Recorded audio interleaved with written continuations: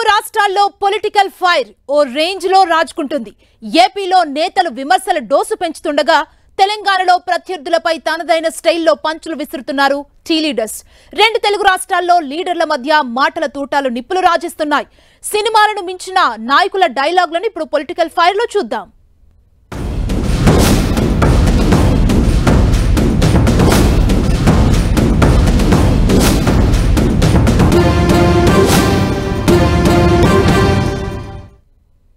TDP నేత బోండా ఉమాపై ఘాటు వ్యాఖ్యలు చేశారు మాజీ మంత్రి వెలంపల్లి శ్రీనివాస్. బోండా ఉమాను ప్రజలు ఎప్పుడో మర్చిపోయారని, వచ్చే ఎన్నికల్లో తాను 25,000 మెజారిటీతో గెలవబోతున్నట్లు చెప్పారు. గత 5 ఏళ్లలో వైసీపీ సర్కార్ ఎంతో అభివృద్ధి చేసిందని, టీడీపీ ప్రభుత్వంలో ఇంత సంక్షేమం చూశారా అంటూ ప్రశ్నించారు. వాటి మీద మాకు ఎప్పుడు ఆశ లేదు. నేను ఒకటి చెప్తున్నా, గ్యారంటీ చెప్తున్నాను, సెంట్రల్ నియోజకవర్గంలో తెలుగుదేశం పార్టీ మీద 25,000 మెజార్టీ పైనే వస్తుంది, ఎటువంటి డౌట్ లేదు. ఈరోజు ఎందుకంటే 2019లో తక్కువ మెజార్టీతో ఈ సీటు గెలిచినా కానీ వైఎస్ జగన్మోహన్ రెడ్డి గారి నాయకత్వంలో కులాలకి మతాలకి పార్టీలకు అతీతంగా సంక్షేమ పథకాలు అందించాం, అభివృద్ధి చేస్తాం, ఇళ్ల స్థలాలు అందరికీ కూడా ఇవ్వడం జరిగింది. అదేవిధంగా ప్రతి ఒక్కళ్ళకి కూడా అన్ని రకాల మంచి చేశాం కాబట్టి మాకు ఆ నమ్మకం ఉంది. అసలు బోండా మాకు ఎందుకు ఓటు వేయాలండి? తెలుగుదేశం పార్టీ ఏం చేసింది ఓటు వేయాలి? వీళ్ళకి ఎప్పుడైనా అమ్మఒడి ఇచ్చారా? చేయూతి ఇచ్చారా? పెన్షన్ 3,000 రూపాయలు ఇద్దామని చెప్పని ఇచ్చారా? ఈరోజు 60 ఏళ్లకే పెన్షన్ ఇవ్వడం జరుగుతుంది. గతంలో ఇచ్చిన పెన్షన్లు అయితే కనుక చూసుకుంటే నెలకి 400 కోట్ల రూపాయలు చంద్రబాబు నాయుడు ఇస్తే ఈరోజు జగన్మోహన్ రెడ్డి గారు నెలకి 2,000 కోట్ల రూపాయలు ఇస్తున్నారు. అది జగన్మోహన్ రెడ్డి గారికి చంద్రబాబుకి తేడా. అంటే మేము ఇంత చక్కటి పరిపాలన చేస్తున్నాం కాబట్టి మాకు ధైర్యం, మేము గెలుస్తామని చెప్పని.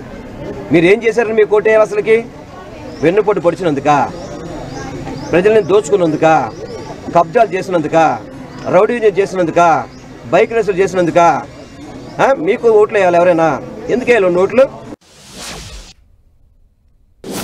బోండా ఉమాపై ఓవైపు మాజీ మంత్రి వెలంపల్లి ఆగ్రహం వ్యక్తం చేస్తుంటే, మరోవైపు వెలంపల్లి శ్రీనివాస్ తో పాటు తాజా మంత్రులపై తీవ్ర ఆరోపణలు చేశారు టీడీపీ నేత వర్లరామయ్య. ఓటర్ల తుది జాబితాలో ఇంకా అవకతవకలు ఉన్నాయన్నారు. సిట్టింగ్ ఎమ్మెల్యేలను వేరే స్థానాలకు మార్చడం వల్ల ఓట్ల జాబితాలో అవకతవకలకు తెరలేపే అవకాశం ఉందని ఆందోళన వ్యక్తం చేశారు. వీళ్ళ బతుకులేంటో నాకు అర్థం అవట్లేదండి. ఫెయిర్ గా ఎన్నికలకు పోదామని లేదు, దొడ్డిదారిన తప్పుడు విధానాలు, దొంగదారిన ఎవడు నోరో కొట్టి ఎవడు విధానంలో లాక్కొని గెలవాలన్న ఆసక్తి తప్పితే ఫెయిర్ గా ఎస్ మేము వచ్చాం మాకు ఓటేయండి అని అడిగే ధైర్యం లేదు వీళ్ళకి. రియల్ గా అక్కడ ఉంటున్నారా లేదా, నైట్ ఆల్ట్ అక్కడ చేస్తున్నారా లేదా, కుటుంబంతో సహా ఆయన అక్కడ నిద్రపోతున్నారా లేదా చూడాలని చెప్పి కూడా మేము కింది స్థాయి అధికారులకు ఇంకా చంకలు కొట్టుకున్నారు. మానేయండి, అయిపోయింది అయ్యగారి పని. 81 డేస్ తర్వాత తెలుగుదేశం పార్టీ అధికారంలోకి వస్తుంది. అప్పుడు చాలా ఇబ్బందులు పడతారు తప్పు చేసిన వాళ్ళని చెప్పి కూడా తెలియజేస్తూ, ఎలక్షన్ కమిషన్ మేము చెప్పినన్ని కూడా వాళ్ళు పరిగణలోకి తీసుకున్నారు. పాత రిపోర్ట్స్ ఉన్నాయి. వాళ్ళందరి మీద ఒక ఎలక్ట్రిసిటీ ఆఫీసర్, అతనికి గెజిటెడ్ ఆఫీసర్గా సంతకం పెట్టే హక్కే లేదు. అతను ఎంతో మంది ఇంటర్మీడియట్ చదివినాడు, 10th క్లాస్ వాడికి కూడా గ్రాడ్యుయేట్ ఎలక్షన్లో ఓట్లు ఇచ్చాడు. అతను వదిలేస్తే ఎట్లాగా? వదిలేస్తే అతనే కరెక్ట్ అనుకుంటారు. అతన్ని పట్టుకోండి, అతన్ని జైలుకు పంపాలని చెప్పి కూడా మేము డిమాండ్ చేయడం జరిగింది. అందుకనే ప్రభుత్వ అధికారులారా, ఈ సెక్రటేరియట్ నుంచి ఇక్కడి నుంచి మీకు విజ్ఞప్తి చేస్తున్నా, తప్పుడు విధానాలకు మీరు బాధ్యులు అవ్వకండి. వైసీపీ నేతలను ఓవైపు వర్లరామయ్య టార్గెట్ చేస్తే, మరోవైపు టీడీపీ బాస్ చంద్రబాబు లక్ష్యంగా వైసీపీ ఎమ్మెల్సీ హాట్ కామెంట్స్ చేశారు. చంద్రబాబు వ్యవస్థల్ని మేనేజ్ చేయడంలో సిద్ధహస్తుడన్నారు. జనసేనకు కేటాయించే నియోజకవర్గాల్లోని ఓట్లను టీడీపీ పోటీ చేసే సెగ్మెంట్లకు ఆ పార్టీ మార్చుకుంటుందని ఆరోపించారు. టూరిస్టుల్లా ఏపీకొచ్చే చంద్రబాబు, లోకేష్, పవన్ ఓట్లను వెంటనే తొలగించాలని ఆయన డిమాండ్ చేశారు. చేయటంలో బహుశా భారతదేశంలోనే సిద్ధహస్తుడు చంద్రబాబు నాయుడు గారు. ఎన్నికల ప్రక్రియ మొదలైన రోజు నుంచి కూడా చూస్తూ ఉన్నాం. తెలంగాణలో ఎన్నికలు ముగిసిన తరువాత ప్రత్యేకమైనటువంటి క్యాంపులు నిర్వహించి తెలంగాణలో ఉన్నటువంటి ఓట్లన్నీ కూడా తెలుగుదేశానికి అనుకూలంగా ఉన్నటువంటి వాళ్ళందరినీ కూడా ఆంధ్రప్రదేశ్లో ఓటర్లుగా నమోదు చేసే కార్యక్రమానికి శ్రీకారం చుట్టినటువంటి పరిస్థితులు కూడా చూసాం. అందుకే ఈ రోజున ఎన్నికల కమిషన్ గారిని కూడా కోరాం. ఎందుకంటే వైఎస్ఆర్ కాంగ్రెస్ పార్టీగా మేము మొదటి నుంచి కూడా చెప్తా ఉన్నాం, అర్హత కలిగినటువంటి ప్రతి ఒక్కరికి కూడా ఓటు ఉండాలా. అది డూప్లికేట్లు ఓట్లుగా కాకుండా ఒకే చోట ఎక్కడైతే స్థిర నివాసం ఏర్పాటు చేసుకుని లేకపోతే ఎవరు ఎక్కడైతే ఉంటా ఉన్నారో వారికి మాత్రమే ఓట్లు ఉండాలని చెప్పి ఈరోజు కూడా కోరాం ఎన్నికల కమిషన్ గారిని కూడా. ఎందుకంటే ఇవాళ క్షేత్రస్థాయిలో చూస్తూ ఉంటే తెలుగుదేశం పార్టీ, జనసేన పార్టీ 2 పార్టీలు కూడా కలిసి పోటీ చేయాలని వాళ్ళు ముందుకు వెళ్తా ఉన్నారు. మాకు తెలిసిన సమాచారం ప్రకారం ఎక్కడెక్కడైతే జనసేన పార్టీ పోటీ చేస్తూ ఉందో ఆ పోటీ చేసే స్థానాల్లో ఉన్నటువంటి తెలుగుదేశానికి సంబంధించినటువంటి ఓటర్లందరినీ కూడా తెలుగుదేశం పోటీ చేసే పక్క నియోజకవర్గాల్లో ఓటర్లుగా నమోదు చేయించే కార్యక్రమానికి ఒక పథకం ప్రకారం తెలుగుదేశం ప్రయత్నం చేస్తా ఉంది. టీడీపీ బాస్ పై అప్పిరెడ్డి ఫైర్ అవుతుంటే మరోవైపు తమ బాస్ జగన్ ని పొగడ్తలతో ముంచెత్తారు Nandikotkur YCP incharge doctor Sudheer Dara. CM Jagan ప్రజాపాలన సంక్షేమ కార్యక్రమాలే తనను రాజకీయాల వైపు వెళ్లేందుకు దోహదపడ్డాయన్నారు. తనపై నమ్మకంతో ఇన్ఛార్జ్ బాధ్యతలు అప్పగించిన సీఎం జగన్ కు నందికొట్కూరులో వైసీపీ గెలుపును గిఫ్ట్ గా ఇస్తానన్నారు. జగన్మోహన్ రెడ్డి గారి నూతన రాష్ట్రాన్ని నడిపే విధానం, ఆయన ఒక కొత్త ఆలోచనలు, ఆయన ఒక అత్యున్నతమైన ఆలోచన, ప్రతి మనిషికి రాష్ట్రంలో ఎటువంటి హెల్ప్ చేయాలి, ఆయన యొక్క ఆలోచన విధానం కానీ, ఆయన ప్రణాళిక కానీ, ఆయన ప్లానింగ్ కానీ, ఇవన్నీ నచ్చి నేను నా ఊరు తెలిసి నేను ఏ ప్రాంతంలో ఉన్నానో ఆ ప్రాంతాన్ని అభివృద్ధి చేయాలన్న ఉద్దేశంతో నేను ఇప్పుడు నందికొట్కూరు నియోజకవర్గాన్ని ఎన్నుకోవడం జరిగింది. అదే ఆశీస్సులతో ఈరోజు నియోజకవర్గానికి క్యాండిడేచర్ ఎమ్మెల్యే క్యాండిడేట్గా వైఎస్ఆర్సీపీ పోటీ పట్టినందుకు చాలా హ్యాపీగా ఉంది. పూర్తిగా సంవత్సరంలో 365 days నేను ప్రజల కోసమే ఉంటాను, ప్రజలతోనే ఉంటాను. ప్రజల ప్రతి కష్ట సుఖాన్ని నా కష్ట సుఖంగా నియోజకవర్గంలో ఉంటాను. ఎటువంటి అపోహలు పోవాల్సిన అవసరం లేదు. నేను అక్కడే లోకల్ క్యాండిడేట్నే, అక్కడి నుంచే వచ్చాను. సో అక్కడ ఉన్న ప్రజల యొక్క అన్ని కష్టాలు నాకు తెలుసు కాబట్టి నేను అందరికీ అందుబాటులో ఉండి ఏ టైంలో ఏ ప్రాబ్లం ఉన్నా కానీ ప్రాపర్గా వాళ్ళకి నా సహాయ సహకారాలు అందిస్తానని, ఉన్న ప్రతి ప్రాబ్లంని నేను సీఎం గారి దగ్గర తీసుకెళ్ళి ఎంత వీలైతే అంత తొందరగా ఒక నవ నందికొట్కూరుని తయారు చేయాలన్నదే నా ఉద్దేశం. ఒకవైపు టీడీపీ వైసీపీ మధ్య ఓట్ల రాజకీయం నడుస్తుంటే మరోవైపు కాపులను కాంగ్రెస్ లోకి ఆహ్వానిస్తున్నామన్నారు మాజీ మంత్రి చింతామోహన్. కాంగ్రెస్ తోనే కాపులకు మేలు జరుగుతుందని తెలిపారు. చిరంజీవి అసెంబ్లీ ఎన్నికల్లో పోటీ చేయాలన్నారు. కాంగ్రెస్ పార్టీ అధికారంలోకి రాబోతుందని, షర్మిలను పీసీసీగా నియమిస్తూ అధిష్టానం సరైన సమయంలో నిర్ణయం తీసుకుందన్నారు. కాంగ్రెస్ పార్టీకి రమ్మని ఆహ్వానిస్తున్నాను హృదయపూర్వకంగా. తెలుగుదేశం అధినేత చేయలేడు, వాళ్ళకి జగన్ అసలు చేయలేడు. పవన్ కళ్యాణ్ వల్ల సాధిస్తారని వాళ్ళు అనుకోవచ్చు, కానీ పవన్కి అది సాధ్యం కాకపోవచ్చు. చిరంజీవిని ప్రజలు ఆశిస్తున్నారు రాజకీయాల్లోకి రావాలని. చిరంజీవి తప్పనిసరిగా ఈ ఉన్నటువంటి రాబోయే 2 నెలల ఎన్నికల్లో ఆయన అసెంబ్లీకి పోటీ చేసి ఖచ్చితంగా ఈ రాష్ట్రానికి కాపులకి మేలు చేసే విధంగా, ఒకప్పుడు ప్రజారాజ్యం స్థాపించాడు 15 సంవత్సరాల క్రితం. అనుకున్న విధంగా రాకపోయి కాంగ్రెస్లో చేరాడు. ఈ రోజుకి ఆయన కాంగ్రెస్ పార్టీ ప్రతినిధి. ఆయన నేను ఆహ్వానిస్తున్నాను హృదయపూర్వకంగా. పాలకొల్లోనో తిరుపతిలోనో పోటీ చేయండి, కాపులకు మేలు చేసేదానికి సమయం ఆసన్నమైంది. ఇప్పుడు కానీ ఈ అవకాశం మీరు బాంగొట్టుకుంటే కాపులు రాబోయే 10 సంవత్సరాల్లో ఇటువంటి అవకాశం రాకపోవచ్చు.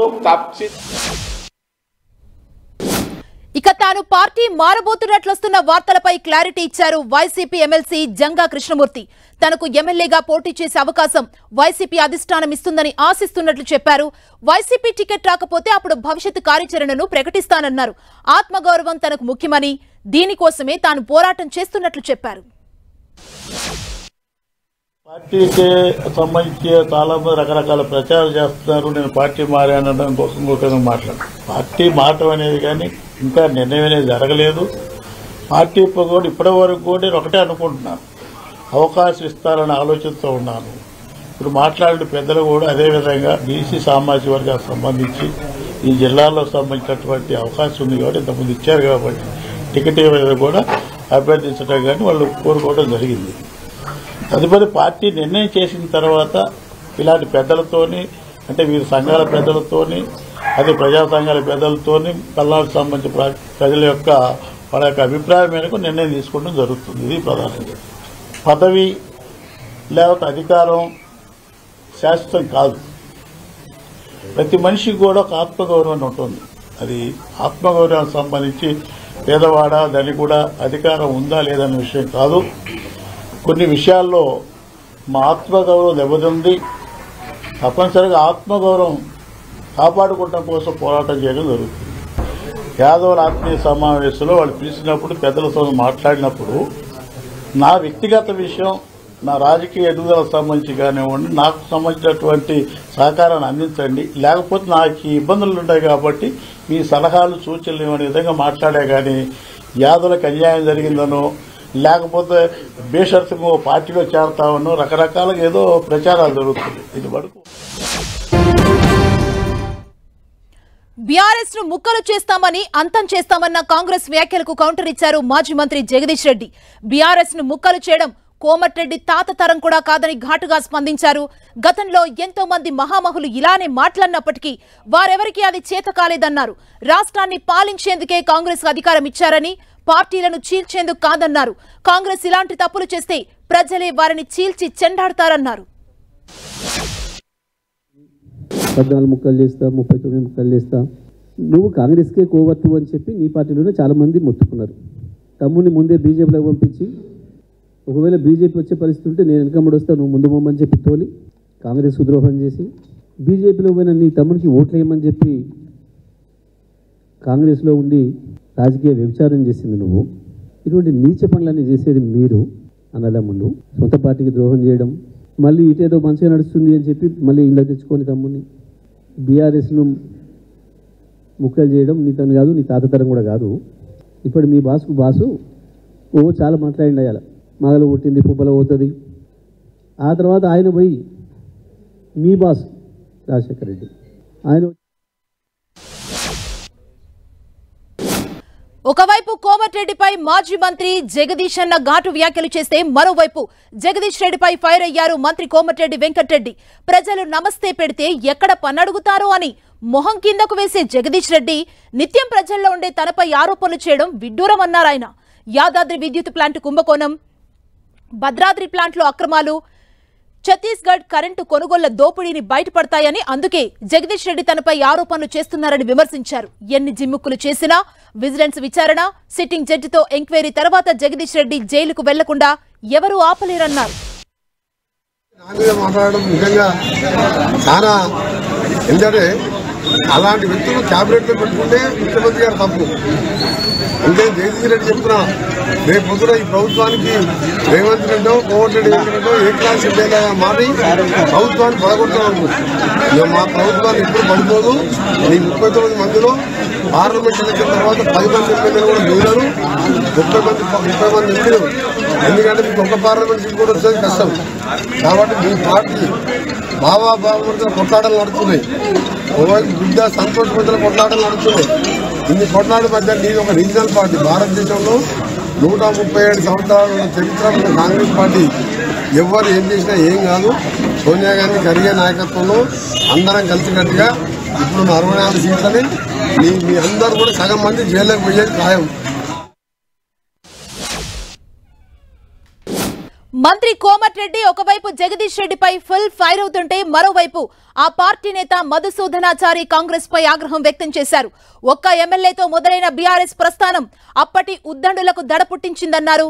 దశాబ్దాల కలను సాకారం చేసిన ఘనత కేసీఆర్ కి దక్కుతుందన్నారు. రేవంత్ రెడ్డి గారు అదేవిధంగా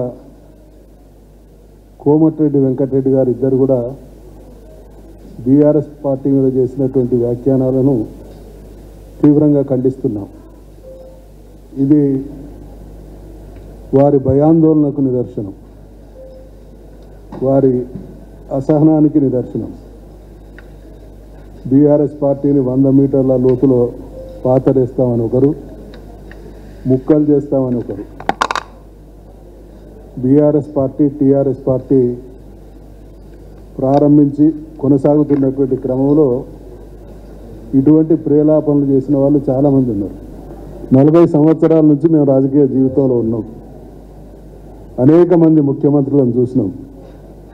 ఎన్టీ రామారావు గారిని చూసినాం, విజయభాస్కర్ రెడ్డి గారిని చూసినాం, చెన్నారెడ్డి గారిని చూసినాం, రాజశేఖర రెడ్డి గారిని చూసినాం, చంద్రబాబు నాయుడు గారిని చూసినాం. ఒక ముఖ్యమంత్రి స్థాయి ఇంత పరిణతి లేని మాటలు. రాష్ట్ర ఒకవైపు కాంగ్రెస్ బీఆర్ఎస్ మధ్య పచ్చగడ్డి వేస్తే భగ్గుమంటుంటే మరోవైపు శ్రీరాముడి ప్రాణ ప్రతిష్ఠ కార్యక్రమంలో పార్టీలకు అతీతంగా పాల్గొనాల్సి ఉన్నా కొంతమంది రాజకీయాలతో ముడిపెడుతూ హాజరు కాకపోవడంపై మండిపడ్డారు BJP MP Laxman. Vote bank రాజకీయాలకు పాల్పడిన ఆ నాయకుల తీరును ప్రజలు గమనించారని, వారికి తగిన గుణపాఠం చెబుతారన్నారు. రాముని యొక్క విగ్రహ ప్రతిష్ఠ కార్యక్రమంలో పాల్గొంటామని చెప్పి కూడా ఇవాళ మనం చూసాం. ఇక్కడ మైనార్టీ సోదరులు సైతం కూడా పెద్ద ఎత్తున స్వీట్లు పంపిణీ చేసి ఇవాళ రాముని యొక్క విగ్రహ ప్రతిష్టాపన జరిగిందంటే ఒక రామ రాజ్య స్థాపన కోసం.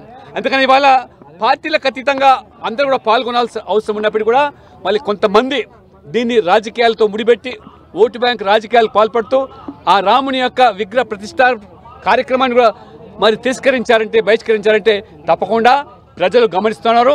ఇవాళ మరి హిందువుల మనోభావాలు గాయపరిచే విధంగా వ్యవహరించేటువంటి ఎవరైనా అది ఏ పార్టీలకు సంబంధించిన తప్పకుండా మరి భవిష్యత్తులో వారు మూల్యం చెల్లించుకుంటారు.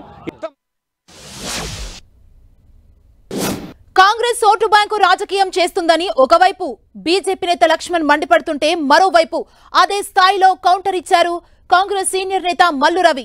రాష్ట్రపతి ముర్మును కేంద్ర ప్రభుత్వం అవమానించిందని మండిపడ్డారు.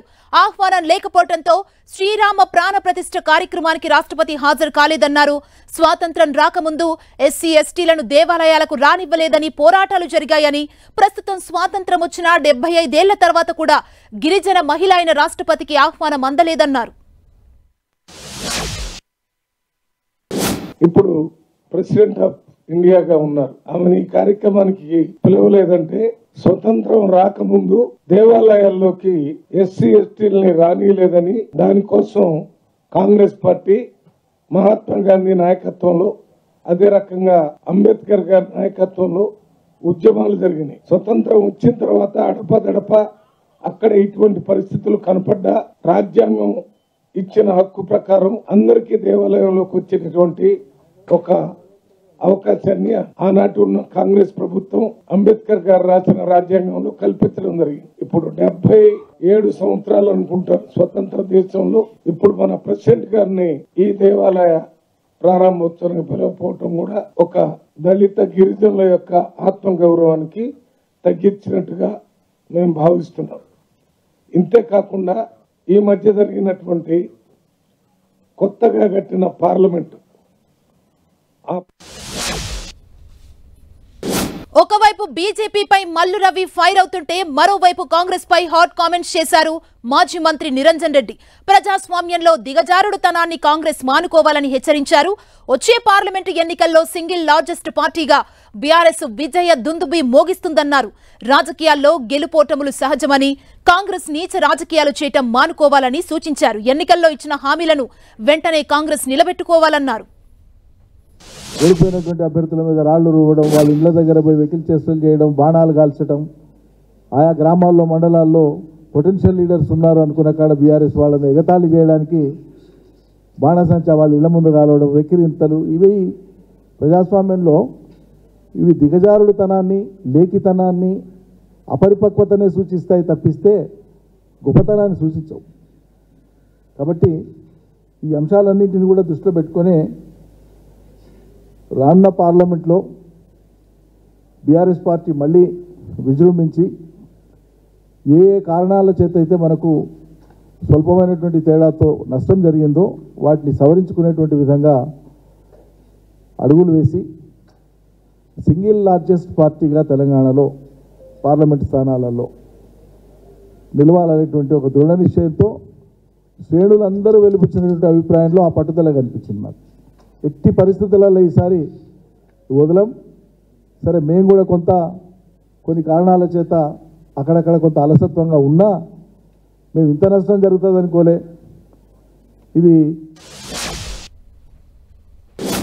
కాంగ్రెస్ పై ఒకవైపు మాజీ మంత్రి నిరంజన్ రెడ్డి మండిపడుతుంటే మరోవైపు టీ సర్కార్ హామీల సాధనకు పోరాటం చేస్తామన్నారు బీజేపీ మహిళా మోర్చా రాష్ట్ర అధ్యక్షురాలు శిల్పారెడ్డి. ప్రతి మహిళకు 2,500 రూపాయలు ఇచ్చేలా ప్రభుత్వంపై ఒత్తిడి తెస్తామన్నారు. కాంగ్రెస్ హామీ ఇచ్చిన మహాలక్ష్మి స్కీమ్ అమలయ్యేంత వరకు పోరాటం కొనసాగుతుందన్నారు. ఇప్పుడు రానున్న సమస్యలు ఏవైతే ఉన్నాయో మహిళా సమస్యలపైన మా దృష్టి ఏదైతే ప్రాబ్లం వస్తుందో దాన్ని వెంటనే స్పందించి దాని యొక్క పరిష్కారం తీసుకొచ్చే ప్రయత్నంలో ఆ దిశలో నేను పనిచేస్తాను. కాంగ్రెస్ హయాంలో జరుగుతున్న మహాలక్ష్మి పథకం కింద ఏదైతే 2,500 ప్రతి మహిళకి ఇస్తానని అంటున్నారో అది వెంటనే అమలయ్యేటట్టు మేము పోరాటం ఇప్పుడు ఫస్ట్ అదే కార్యాచరణ మా నుంచి ఉంటుంది. ఇప్పుడు రాష్ట్ర మహిళా మోర్చా తరఫు నుంచి అదే ఉంటుంది కార్యాచరణ. మహిళా సమస్యలపైన చాలా పోరాటం చేయడం జరిగింది. ఆ యొక్క అనుభవం నాకు కూడా ఉంది ఇంకా. సో దాన్ని బేస్ చేసుకొని నేను మహిళలకి జరిగే సమస్యలపై తప్పకుండా పోరాడతానని. ఇది వాటి పొలిటికల్ ఫైర్ విశేషాలు. మరిన్ని ఇంట్రెస్టింగ్ మాటల తూటాలతో రేపు మళ్ళీ కలుద్దాం. చూస్తూనే ఉండండి 10 TV, the unbiased news channel.